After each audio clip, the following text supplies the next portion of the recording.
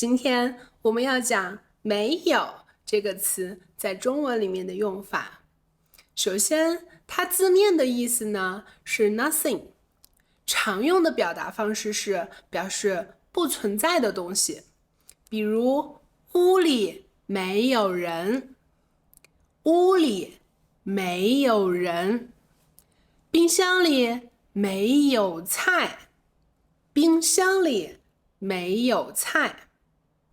第二个用法是不如，比不上。这个用法是在对比里面的一种否定，这个没有那个，然后加形容词。比如这个苹果没有那个甜，这个苹果没有那个甜。我的中文没有你的好，我的中文没有你的好。在一个句子里，如果讨论的事情已经出现过一次了，那么后面就可以省略。比如那个苹果里面的苹果就省略了，你的中文这个中文也省略了。有些形容词一般是固定的搭配，也可以省略。比如英文里面说 It's cold， 我们一般是在说温度，天气冷。中文里面也一样的，可以省略温度、天气这个词。比如今天没有昨天冷，今天没有昨天冷。在口语里，我们更习惯加上副词，因为对比的内容是远处的，或者已经发生了，那些都是过去的事情，所以就用副词那么。比如今天没有昨天忙，我们就会说今天没有昨天那么忙，听起来呀就会更顺畅自然一些。再比如这次的汤没有上次的那么好吃，没有上次的汤就省略了，然后说那么好吃。你试试造句，你看这个句子用中文怎么说？这次的考试没有上次的那么难。刚才我说到的副词用那么代表过去的，比如我们对比近的事物就用这么。比如热水器不好修呀，没有我想的这么简单。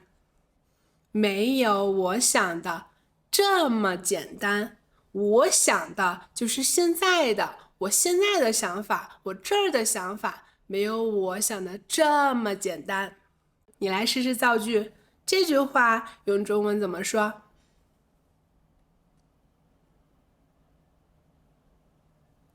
那家超市菜太贵了，没有这家这么便宜。没有这家这么便宜。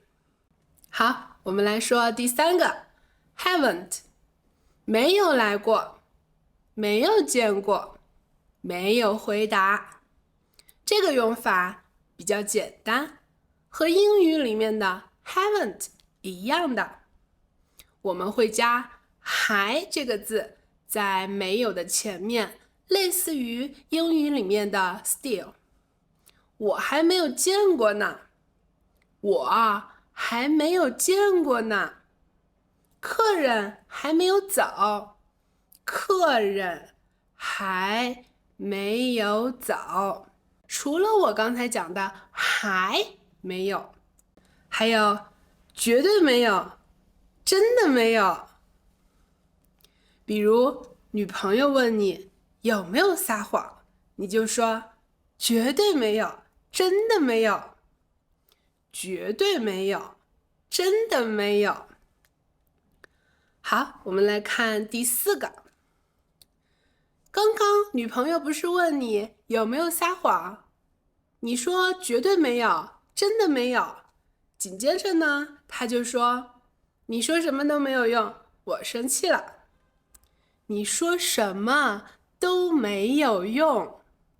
你说什么都没有用，这个没有用，没有任何用，无济于事。意思是说，无论你说什么都没有用，现在做什么都无济于事。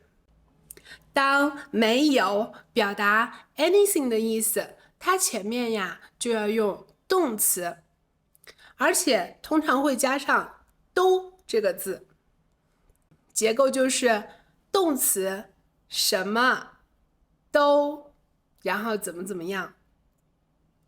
比如吃什么都没有胃口，没有胃口会说成没胃口，吃什么都没胃口。